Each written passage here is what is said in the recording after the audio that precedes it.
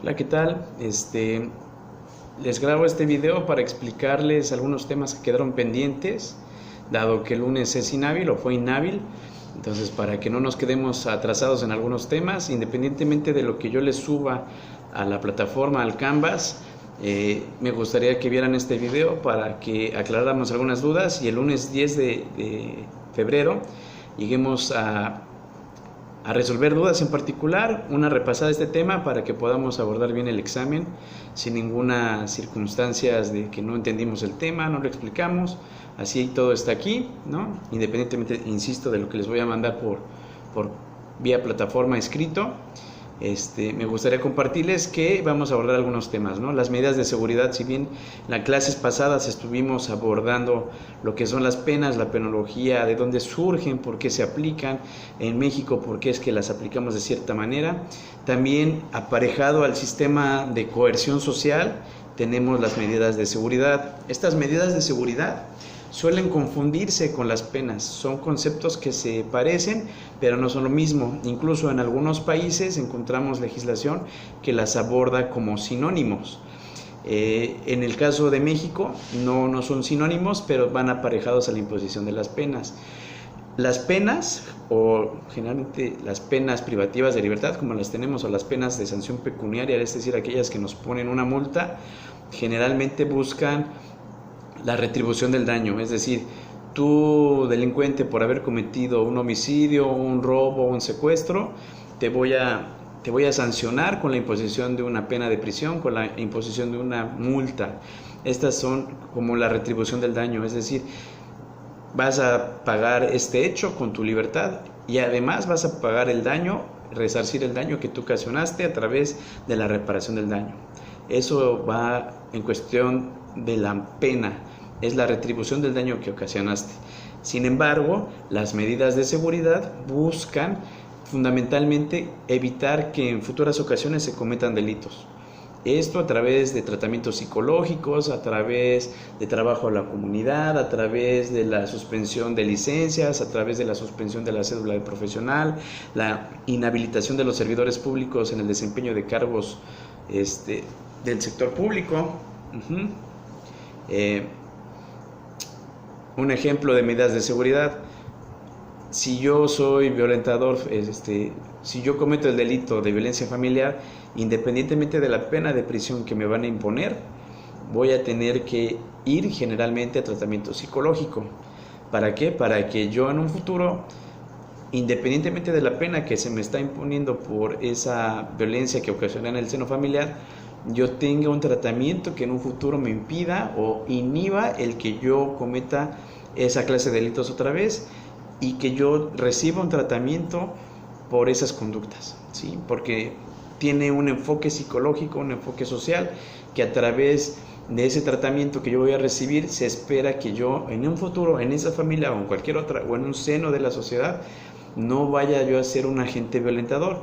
Pero para lograr eso, el Estado no solo va a tomar en consideración las penas, es decir, también me va a dar la oportunidad de tener un tratamiento para que en un futuro yo ya no sea agresivo y yo pueda convivir en un seno familiar y consecuentemente en sociedad. Otro ejemplo de medidas de seguridad, por ejemplo, cuando tenemos lesiones y homicidio o daños ocasionados por hechos de tránsito terrestre, generalmente suspende la licencia de conducir, ya sea la del conductor, la de chofer de transporte público, el tarjetón del taxista. Generalmente esas son medidas de seguridad con el objeto de que si yo me veo privado de mi fuente de ingresos al ser taxista, que me retiren de mi tarjetón, en un futuro yo tenga más cuidado de conducir con precaución o de no conducir bajo el influjo de alguna droga, estupefaciente o del alcohol, para poder evitar que en un futuro se cometan delitos. Misma circunstancia que ocurre con los médicos o con los profesionales cuando tenemos delitos de responsabilidad profesional. Generalmente cuando salen sentenciados los profesionales, se les inhabilita o se les suspende la cédula profesional para desempeñar alguna profesión. Entonces ahí también tenemos una medida de seguridad. Insisto, la diferencia entre pena y medida de seguridad es que la pena busca la retribución del daño, es decir, tú ocasionaste este daño y te vamos a imponer esta pena de prisión como retribución al daño ocasionado. Y además de eso vas a tener que reparar el daño. Una medida de seguridad lo que busca es, trata de que a través de tratamientos o de suspensiones o de diversas medidas que en un futuro se cometan más delitos. ¿Sí? Esa es la gran diferencia. Ahora, también tenemos en el temario la cuestión de la individualización de la pena, ¿no? En un inicio teníamos lo que se conocía, el antecedente más remoto a las imposiciones de la pena. En el derecho romano tenemos la ley del talión, ya como forma establecida o más del sistema romano, que es nuestro sistema imperante de justicia, o del que tomamos muchas cuestiones para nuestro sistema de justicia. Era la ley del talión, la ley que se conocía como ojo por ojo, diente por diente. Es decir, tú ocasionabas un daño y yo te imponía un daño proporcional al daño que me ocasionaste. Un ejemplo, si derivado de las lesiones que me ocasionaste yo perdí un brazo, pues te mutilamos un brazo. Un ejemplo, si yo robé algo equivalente a 20 monedas de oro, pues te vamos a imponer que tú retribuyas esas 20 monedas de oro, o si no tienes con qué pagar, bueno, el equivalente a esas 20 monedas de oro. Un ejemplo grosso es la ley del talión, ojo por ojo, diente por diente, y generalmente se imponía por propia mano, ¿no? Ahora tenemos, como ya lo vimos en clase, que el artículo 17 constitucional nos imposibilita que nosotros entre particulares nos cobremos o nos juzguemos o impartamos justicia por propia mano, como era la ley del talión. En la ley del talión no tenías que ir a un juzgado, sino que tú por propia mano, por mutuo propio, te imponías las sanciones. En cuestiones ya del derecho mexicano, el derecho moderno, el artículo 17 constitucional nos impide el que nos hagamos justicia por propia mano, y establece que solamente por juzgados previamente establecidos específicos de la materia pues podrá imponerse penas o será juzgado una persona en los términos y condiciones apegados al debido proceso, ¿no? Ahí tenemos ahí el 14 y 16 constitucionales, pero la cuestión de proceso, de juzgado previo y de términos legales los encontramos en el 17 constitucional, y el 22 constitucional, como lo hemos visto, establece la prohibición de imposición de penas corporales, ¿no? Mutilaciones, azotes y demás, que tiene que ver con ese antecedente de remoto a la ley del talión. Actualmente pues ya no se considera. También tenemos que tener en consideración el Código Penal de 1871, en el que se establecieron los términos de las penas como mínimos, medios y máximos, ¿sí?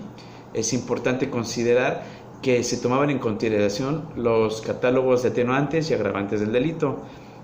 Era un listado de conductas, ¿no? Se imponían términos mínimos, medios y máximos, y se consideraban las atenuantes y las agravantes del delito. Es la aportación del Código de 1871.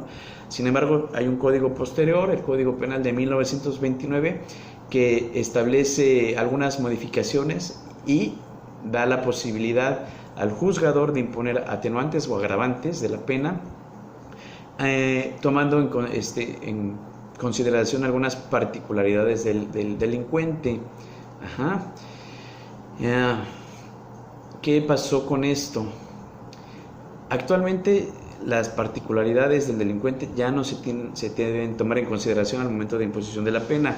Si bien pasamos, igual que en el Código de 1871 y de 1929, tenemos un mínimo y un máximo de las penas. Si ustedes leen la totalidad de los tipos penales o de las conductas delictivas, de los tipos penales o de los delitos que ustedes ven en el catálogo del Código Penal, nos establece un mínimo y un máximo. Ese mínimo y máximo es en el ratio, ahora sí que en donde el juez va a basarse para la imposición de una pena, pero ya no va a tomar las consideraciones psicosociales del delincuente, ni su grado de peligrosidad, ni su estudio sociológico o psicológico del delincuente. Todavía previo al 2008-2010 se tomaba en consideración a la imposición de las penas las particularidades del delincuente y su grado de peligrosidad social. Actualmente ya no es así. La jurisprudencia, eso no fue por cuestión legislativa, sino fue por una cuestión jurisprudencial, que la jurisprudencia estableció el que las condiciones particulares del delincuente, su perfil psicológico, su perfil de peligrosidad social, ya no deberían ser considerados para la imposición de las penas, por ser una cuestión contrario al sistema jurídico nacional, a la presunción de inocencia, al debido proceso, porque nuestro sistema jurídico penal es una cuestión que es un derecho penal de hecho y de autor. ¿Qué quiere decir? Que nada más va a sancionar la conducta del autor en ese hecho. ¿Qué quiere decir? No sé, si yo tuve la mala fortuna de un día tener un día mal, de ese día estar de malas, en fin, choco y se baja un señor y de buenas a malas yo vengo ahora sí que montado en mi mood de agresión y lo agarro a golpes y lo mato, derivado de esos golpes, mi perfil psicológico va a decir que yo generalmente no soy una persona agresora, no soy un peligro para la sociedad. Sin embargo, por ese hecho que pasó el día tal, a tales horas, en tal lugar, cuestiones, circunstancias de modo, tiempo y lugar, y derivado de eso yo lo maté, únicamente se me va a sancionar por esa conducta, porque ¿qué pasaba muchas veces? Teníamos a los delincuentes reincidentes y considerábamos, pues este señor ya es una fichita, lo que se decía, ¿no? Pues nunca va a salir, nunca se va a reinsertar a la sociedad, nunca se va a rehabilitar. ¿Y qué pasaba? Que muchas veces ellos, o los delincuentes o sentenciados, ya se habían reivindicado, simplemente se encontraban en circunstancias, en el peor lugar, en el momento menos indicado, y cometían un delito. Y como considerabas todas sus antecedentes penales, imponías una pena mayor. El juez tiene esa libertad, pero no debe basar su ratio de moverse del mínimo al máximo, yendo más hacia el máximo, considerando los antecedentes penales ni las circunstancias particulares del sentenciado. Eso, le insisto, es por cuestión jurisprudencial, eso ya cambió. Ahora, ¿qué es lo que se toma actualmente para la imposición de las penas? La gravedad del delito, ¿no? Es decir, si bien es cierto ya no valoramos la peligrosidad social del delincuente en la sociedad, o ese delincuente que es capaz de cometer homicidio, secuestro, ya no se toma en consideración eso para la imposición de una pena, sí se toma en consideración la gravedad del delito y el impacto social que tiene el delito, no el delincuente, porque recordamos que en un Estado democrático de derecho, donde todo es idealista, donde todo es perfecto, no deberían de cometerse delitos, como realmente pasa en algunos países de primer mundo, que ya no se cometen delitos. No es el caso mexicano, pero tenemos, este delito es de gran impacto social. Si ustedes ven las noticias o han escuchamos hablar de delitos de alto impacto. ¿Qué quiere decir esto? Es un delito de alto impacto social, la gravedad del delito. Entonces hay que ver, no vas a sancionar al que se atreve, o la personalidad del que se atreve a hacer un delito de gran impacto social, sino la gravedad del impacto social y los bienes jurídicos a los que impacta para la imposición de la pena. Me explico, no es lo mismo que se cometa un delito de violencia familiar a que se cometa un delito de secuestro, o un secuestro que te tienen privado de la libertad meses, a un delito de secuestro express que únicamente te suben, te traen dando vueltas, vaciando tus tarjetas de crédito.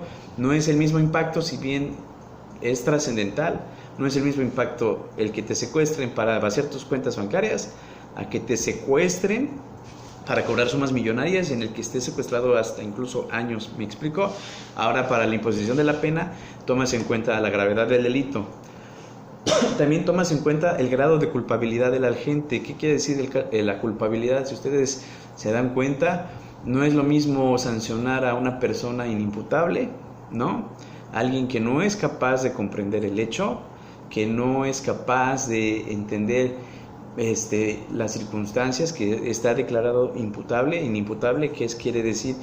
Que no tiene conciencia de lo que está haciendo. Alguien que sí lo está haciendo, ¿sí? Que es consciente y que lleva a cabo una asociación antes y tiene un plan para llevar a cabo los casos. Vas a tomar en consideración también la culpabilidad de la gente, la magnitud del daño causado, o la puesta en peligro o el peligro corrido, ¿sí? No es lo mismo que tú eh, no sé, mates a una persona por que te caía mal o porque ya lo habías amenazado y lo matas a esa sola persona, a que seas capaz de poner una bomba con el objeto de causar terrorismo y cometer el homicidio de muchas personas. ¿Me explico? Si bien son bienes jurídicos tutelados los mismos, que es la vida, o en el caso de terrorismo es otra cuestión, es la seguridad nacional y la seguridad de las personas, el hecho que tú pongas que tú llegues, por ejemplo, en un tiroteo, ¿no? Que llegues al rodeo y mates a todos, pues el peligro o puesta en peligro es mayor en el rodeo que si tú llegas y matas a una persona. Entonces, vamos a ver, actualmente se toma en consideración la gravedad del delito para la imposición de la pena, la gravedad del delito, el grado de culpabilidad del agente, la magnitud del daño causado, la naturaleza de la acción o la omisión. También, o sea, es lo mismo si tú eres si tú eres un abogado y no estás al pendiente de tu expediente, si te contratan en una audiencia inicial en materia penal, te contratan para defender a tu defenso, vas a la audiencia inicial, debates, control de detención, formulación de imputación, vinculación a proceso y medidas cautelares, y ya se te olvida y abandonas a tu imputado ahí y no ofreces pruebas, no estás pendiente de tu investigación complementaria, no estás al pendiente de tus asuntos. Pues tú, siendo abogado penalista, sabes que debes estar pendiente de esto porque hay un delito que te sanciona si tú dejas abandonado a tu defenso. Entonces, esa omisión de estar pendiente de tu expediente, en el caso de ser abogado particular y un abogado o público, un abogado que ejerces esa expertise del derecho, pues te van a sancionar más porque tú ya eres un abogado, ¿me explico? Si tú eres un doctor y te estás dando cuenta que no le estás dando el medicamento adecuado al bebé o a un enfermo porque no te dio la gana y estás siendo omiso en hacerlo, pues tú eres un profesional de la salud. Te van a sancionar mucho más que a Marco, que se le enferma a alguien y que se le ocurrió nada más dar una aspirina para que se tratara el padecimiento, ¿no? O sea, quizá mi obligación era llevarlo al hospital, pero hasta ahí. Yo soy abogado, yo no tengo conocimientos más allá de lo legal. En cambio, el doctor sí sabe qué está sucediendo, sí sabe cuáles son las consecuencias y es capaz de dar un diagnóstico, y al ser omiso en dar el tratamiento adecuado, entonces a él se le reprochará mucho mayor el resultado que a mí, porque a mí quizá me sancionarán por no haberlo llevado al hospital, pero en una menor proporción al doctor, que siendo especialista del derecho no dio el medicamento adecuado porque no quiso, incurriendo en una omisión, y consecuentemente él tendrá una sanción mucho mayor. Entonces vamos a ver la naturaleza de la acción o la omisión. La acción, les comentaba, no es lo mismo llegar y meterle un tiro a una persona a llegar con una metralleta a un evento público y metralletar a todo el mundo, ¿no? Meter ahí, si bien es el mismo bien jurídico tutelado que es la vida, pues la puesta en peligro de los demás y la acción se me va a sancionar mucho más si yo llego con un arma larga, automática, y disparo a todos, que nada más llegar y matar en solitario, ¿sí? Los medios empleados para la ejecución, no es lo mismo que yo golpee a alguien a puño cerrado, que lo golpee con un boxer, que lo golpee con un bat, que lo golpee entre varias personas, que lo, no sé, que lo torture, que lo amarre, que lo ocupe la hazaña, la alevosía, la ventaja. No es lo mismo golpear a alguien de pie, ¿no?, que golpear a alguien que está ya tendido en el piso, que estando tendido en el piso yo lo sigo golpeando. Al menos en el Distrito Federal, que tengo como más reciente ese código, más presente, se considera alevosía y ventaja cuando el activo está de pie y cuando el pasivo ya está en el piso y lo sigues agrediendo, se te incrementa la pena. Hay que ver los medios empleados para la ejecución. No es lo mismo golpearles, insisto, o un robo. No es lo mismo un robo empleando la violencia física, que lo agarres, le des los jalones, unas cachetadas, unos puñetazos, a que ocupes la violencia psicoemocional, que le digas, oye, tu hijo tal por tal, si no me das te voy a matar, la fregada. No es el mismo medio comisivo, y no es mucho menos el mismo medio comisivo que tú llegues incluso con un arma y amenaces, ¿no?, o que le vas a causar un daño, o que traigas una metralleta, un cuerno de chivo. Hay medios comisivos. Y las circunstancias de tiempo, modo y lugar son también cuestiones que va a considerar un juez para la imposición de una pena. No es lo mismo que tú te atrevas, no sé, que lleves a cabo una violación de una señora, ¿no?, en despoblado, es decir, en la oscuridad, alejado, ¿no?, aprovechando que va sola y la violas en un lugar oscuro, a que tú violes a tu sobrina, que te encargan porque eres el tío, porque tienes una relación de parentesco y de confianza, y que la abuses de ella abusando de esas circunstancias, y que incluso la amenaces con causarle un daño a ella o a su madre si revela el daño. Si bien es el mismo bien jurídico tutelado, en la cuestión de los menores o de los incapaces es más agravado porque es un menor, porque no tiene la capacidad de comprender, y porque tú ejercías esa calidad de persona de confianza. Se te agrava más si eres un vecino, amigo o familiar. Se va a incrementar esa pena, porque se supone que entre familiares no deben ocurrir ese tipo de circunstancias. Entonces, resumiendo, para la imposición de las penas, el juez siempre va a considerar la gravedad del delito, el grado de culpabilidad del agente, la magnitud del daño causado o peligro ocurrido, la naturaleza de la acción o la omisión, los medios empleados para la ejecución y las circunstancias de tiempo, modo y lugar. Nada más como precisión, debemos de recordar que en el sistema jurídico mexicano siempre todas nuestras penas van a ser determinadas, van a ser a tiempo determinado, no van a ser más del tiempo que se considere que el sentenciado va a tener que permanecer privado de la libertad o sujeto a una medida de seguridad para que se considere reinsertado en la sociedad. Recuerden, el artículo 18 constitucional nos habla de la reinserción social a través de los 5 ejes que nos menciona el artículo. En este sentido, no va a haber no va a haber penas indeterminadas, todas van a ser determinadas en nuestro sistema jurídico nacional. Y así pasamos a la condena condicional. ¿Qué es la condena condicional? Una vez que ya agoté mi proceso, ya el juez me impuso una pena, una medida de seguridad en su caso, esa condena condicional, como su nombre lo indica, esa condena va a estar condicionada. ¿Va a estar condicionada a qué? A ciertas circunstancias. No nos debemos confundir. En el nuevo sistema jurídico se parece, en el sistema acusatorio tenemos la suspensión condicional del proceso a prueba. Se parecen porque es una condición. En el proceso penal acusatorio, la suspensión condicional del proceso a prueba, ¿qué quiere decir? Que yo admito mi participación en los hechos, admito mi responsabilidad, pero voy a solicitar que se suspenda el proceso a prueba.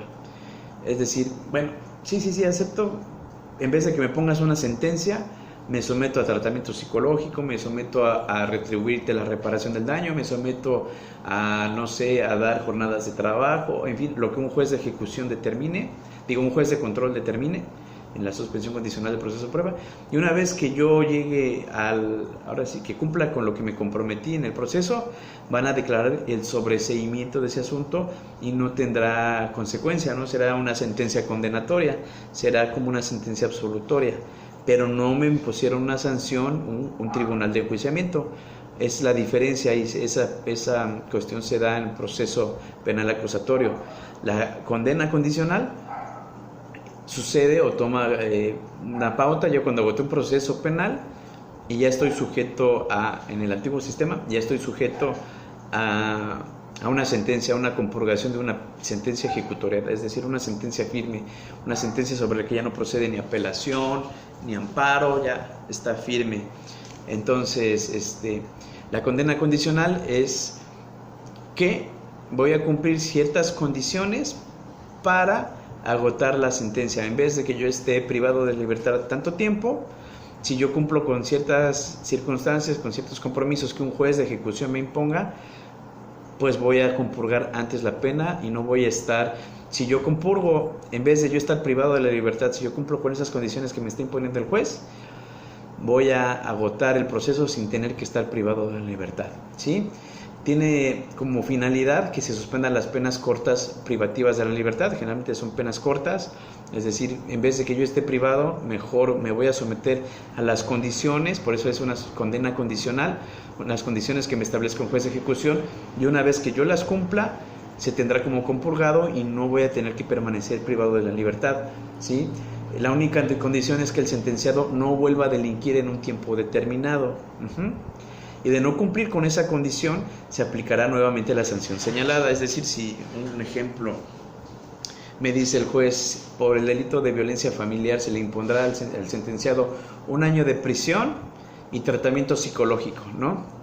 Así como una pena de tal. Entonces yo pago la reparación del daño, le pago sus tratamientos psicológicos a la víctima, le pago la multa al Estado en caso de que haya multa, y le digo al juez, yo ya, en vez de someterme en vez de permanecer 1 año privado de libertad, señor juez, yo te pido por favor que me des la oportunidad de someterme al tratamiento psicológico el año que tenga, en las condiciones que me establezca el juez de ejecución, que me establezca el sistema penitenciario, en fin, Secretaría de Salud, me las da, me va a imponer y te va a mandar un seguimiento a mi tratamiento y cómo ha ido evolucionando.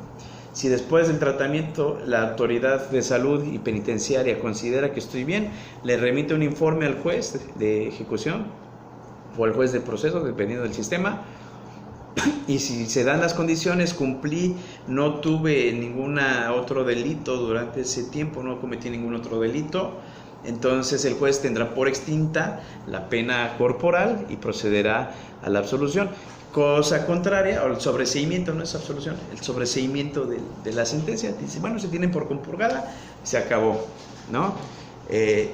Cosa que no sucede si en ese ínter, pues vuelvo a delinquir, vuelvo a caer, y entonces esa suspensión condicional se tiene por nugatoria, no tiene ningún valor, se suspende hasta ahí, y empiezo a compurgar la pena desde donde me quedé, hasta que la agote, hasta que la extinga ya corporalmente, porque precisamente es una condena condicional. Se me está dando la oportunidad de compurgar de manera diferente a la pena privativa, siempre y cuando cumpla esa condena con las condiciones que me está imponiendo el juez de ejecución. Si yo no las cumplo, se tiene por pérdida esa condena condicional y me van a someter una vez más. Si yo llego a cometer un delito dentro de ese periodo de condena condicional, voy a tener que compurgar la pena que se me impuso, y de ceros, o sea, es decir, si me ponen 1 año de prisión y yo obtengo la condena condicional a los 4 meses de estar recluido, bueno, pues tendré que pagar los 8 meses que quedé pendiente.